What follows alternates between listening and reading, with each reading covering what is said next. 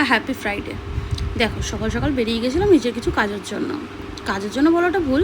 Basically কতটা জল জমলো রাস্তায় আমার একটা দেখার খুব ক্রেভিং হয়। কিছুটা কাজ সেরেছি, এবার রাস্তা দিয়ে যাচ্ছি। এই কাকুটা আজকে যে কী কষ্ট হচ্ছিলো আমি বুঝতে পারছিলাম সামনে থেকে, বাট আমার কাছে কোনো অপশন ছিল না। আমার চারপাশে থেকে বুঝতে পারছি কত জোরে ঠিক বৃষ্টিটা হচ্ছে। এতে আমি অনেক রকম সমস্যা হয়, সত্যি কথা জানি, বাট তারপরে আমাদের বৃষ্টি দেখলে একটা আলাদা লেভেলের ভালো লাগে।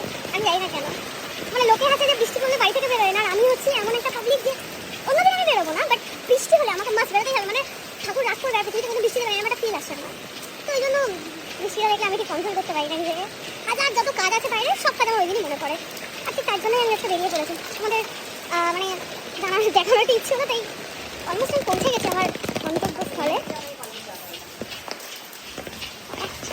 আর বৃষ্টিতে ছাতা মাথা রাস্তায় হাঁটা খুব আমার কাছে খুব ভেটেকের একটা ব্যাপার।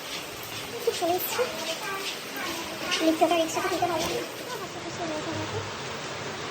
আচ্ছা, এটা কি গাছটা জানতে পারলে জানো তো? এই গাছটা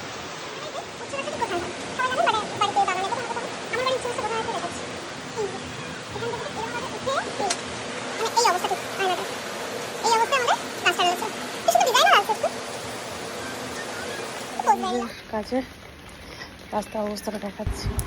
এই টিপটিপ বৃষ্টিটা দেখলে সে ছোটোবেলাটা কবিতার কথা মনে পড়ে যেত, ইলশে করে ইলিশ মাছের ডিম। জানি না কার কার মনে আছে, বাট আমার এই কবিতাটা খুব মনে পড়ে। আমি যখন বাস ধরে যাচ্ছি, হলদিরামের অবস্থাটা ঠিক এরকম ছিল। স্পেস টাউন থেকে যে রাস্তাটা মোটামুটি 1 নম্বরে যাওয়া যায়, ওই রাস্তাটা পুরোটা ব্লক, থার্ড লেনটা পুরোটা ব্লক করে রেখেছে। একটা গাড়ি রীতিমতো জলে আটকে গেছে, ছিল তাকে ঠেলে নিয়ে যাওয়া হচ্ছিল। আর যারা হেঁটে যাচ্ছে ওখান থেকে মোটামুটি হাঁটুর ওপরে তাদের জল, এতটা পরিমাণ জল। এই জল পাস হতে মোটামুটি 2 দিন সময় লেগে যায়। আর যা বৃষ্টি এখনও চলছে, জানি না কতক্ষণে জল নামবে। জল ভোগান্তিতে সবার